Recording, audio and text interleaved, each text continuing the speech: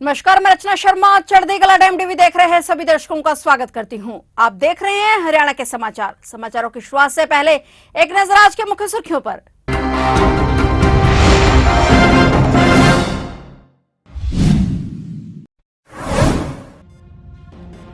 देश में बनी एनडीए सरकार, संसद भवन पहुंचे पीएम मोदी। संविधान को माथे से चूमकर किया नमन। संसद भवन में सीएम सैनी भी रहे मौजूद।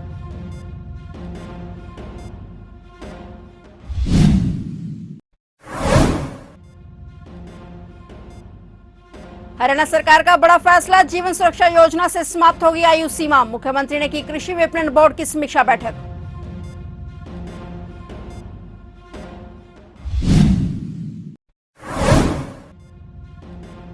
फरीदाबाद में पटरी से उतरे मालगाड़ी के 2 डिब्बे। कोयला लेकर दिल्ली की तरफ जा रही थी गाड़ी को दोबारा पटरी पर लाने के लिए किया रेस्क्यू ऑपरेशन।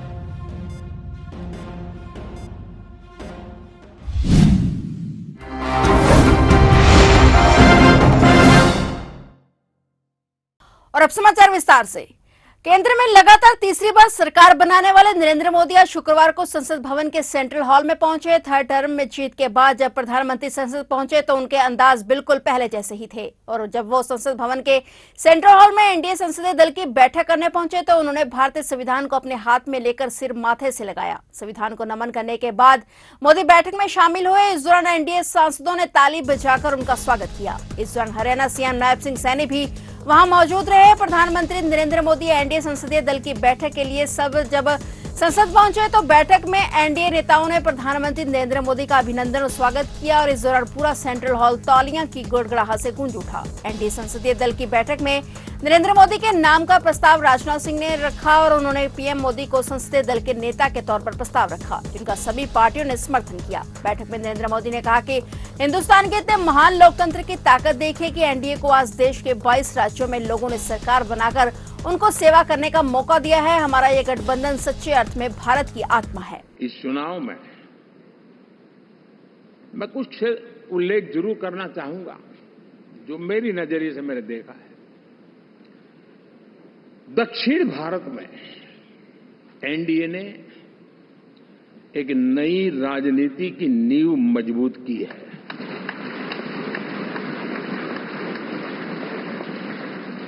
अब देखिए कर्नाटक एंड तेलंगाना, अभी तो इनकी सरकारें बनी थी, लेकिन पल भर में ही लोगों का विश्वास टूट गया। भ्रम से लोग बाहर आ गए और एनडीए को गले लगा दिया। कर्नाटक और तेलंगाना में दोनों जगह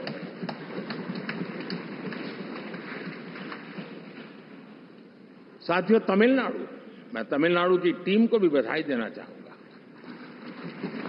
और वहां हमारा एनडीए समूह बहुत बड़ा भी है और कईयों को पता था कि हम एक साथ एक सीट नहीं लड़ा पाएंगे, लेकिन इस लड़ाई में हम साथ रहेंगे। और मैंने बहुत से एनडीए के साथी तमिलनाडु में ऐसे हैं कि जिनका कोई उम्मीदवार नहीं था, लेकिन इस झंडे को ऊंचा रखने के लिए वो जी जान से जुटे थे। और इसलिए आज तमिलनाडु में भले हम सीट नहीं जीत पाए, लेकिन जिस तेजी से एनडीए का वोट शेयर बढ़ा है वो साफ साफ संदेश दे रहा है कल में क्या लिखा हुआ है। हरियाणा सरकार द्वारा किसानों और खेतीहर मजदूरों के लिए चलाई जा रही मुख्यमंत्री किसान एवं खेतीहर मजदूर जीवन सुरक्षा योजना में आयु सीमा को समाप्त करने का बड़ा फैसला लिया गया है। अब 10 वर्ष से कम आयु के बच्चे और 65 वर्ष से अधिक आयु वाले व्यक्तियों को भी योजना के तहत लाभ मिल सकेगा। इस योजना के अंतर्गत किसानों, खेतीहर मजदूरों, मार्केट यार्ड में काम करने वाले मजदूरों को कृषि मशीनरी पर कार्य करने के दौरान मृत्यु या अंगहानि होने पर 37,500 रुपए से लेकर 5 लाख रुपए तक की वित्तीय सहायता प्रदान की जाती है। ये फैसला मुख्यमंत्री नायब सिंह की अध्यक्षता में चंडीगढ़ में हुई कृषि एवं किसान कल्याण, बागवानी विभाग और हरियाणा राज्य कृषि विपणन बोर्ड की समीक्षा बैठक में लिया गया। इसके अलावा मुख्यमंत्री नायब सिंह की अध्यक्षता में हुई बैठक में लोक निर्माण और हरियाणा राज्य कृषि विपणन बोर्ड की सड़कों की मरम्मत के लिए विशेष अभियान चलाने का निर्णय लिया गया। इसके लिए 1,636 करोड़ रुपए की राशि की स्वीकृति भी प्रदान की गई।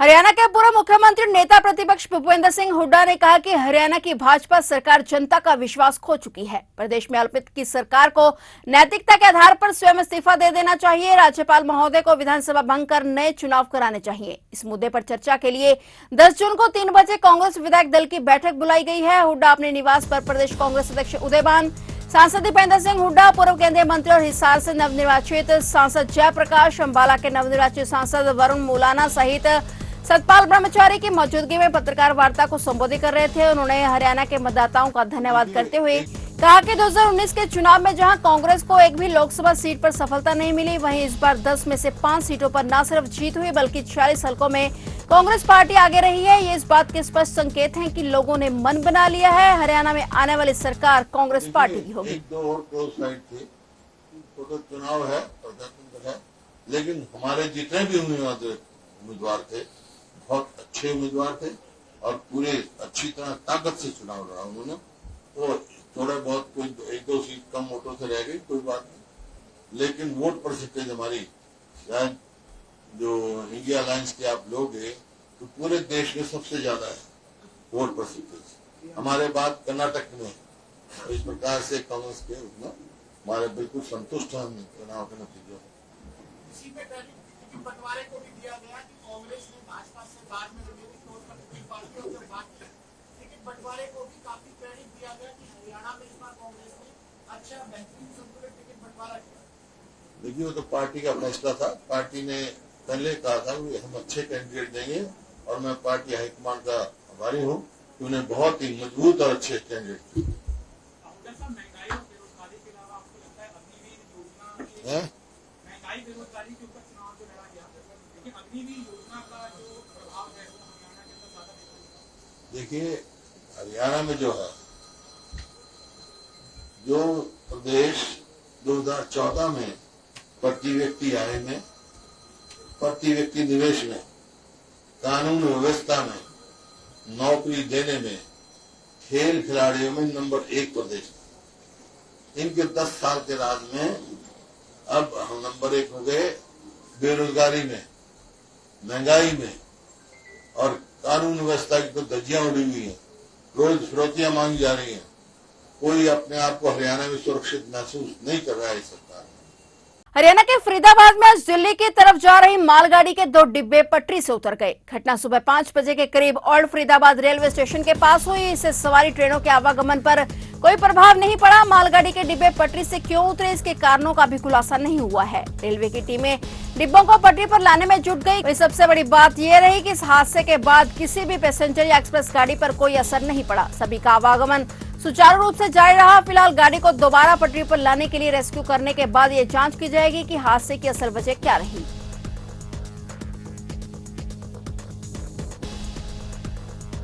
चंडीगढ़ एयरपोर्ट पर भाजपा सांसद और बॉलीवुड एक्ट्रेस कंगना रनौत से बदसलूकी मामले में अब पंजाब और हरियाणा के किसान आरोपी महिला जवान के पक्ष में आ गए हैं। किसान नेताओं ने चंडीगढ़ के किसान भवन में आज मीटिंग की। मीटिंग के बाद किसान नेताओं ने मीडिया से बातचीत की और इस मामले पर प्रतिक्रिया दी। किसान नेताओं ने महिला कर्मी का समर्थन करते हुए कंगना रनौत पर जमकर निशाना साधा। किसान नेताओं ने कहा कि कुलविंदर कौर का कोई दोष नहीं है, उसने अपनी ड्यूटी निभाई है और उसे बेवजह फंसाने की कोशिश की जा रही है। उन्होंने कहा कि कुलविंदर कौर के साथ नाइंसाफी ना हो, इसके लिए डीजीपी से मुलाकात करेंगे और जिस तरह से कंगना बोलती हैं, अगर उसे पहले ही रोका जाता तो शायद ऐसी घटना ना होती। उन्होंने कहा कि ऐसी भाषा का प्रयोग करने वाले लोगों के खिलाफ हाईकोर्ट और सुप्रीम कोर्ट का संज्ञान लेना चाहिए और सख्त कार्रवाई करनी चाहिए। फिलहाल वे 9 जून को मोहाली में गुरुद्वारा अमृतसर में 10 से 11 बजे इंसाफ मार्च निकालेंगे और फिर एसपी को विज्ञापन दिया जाएगा।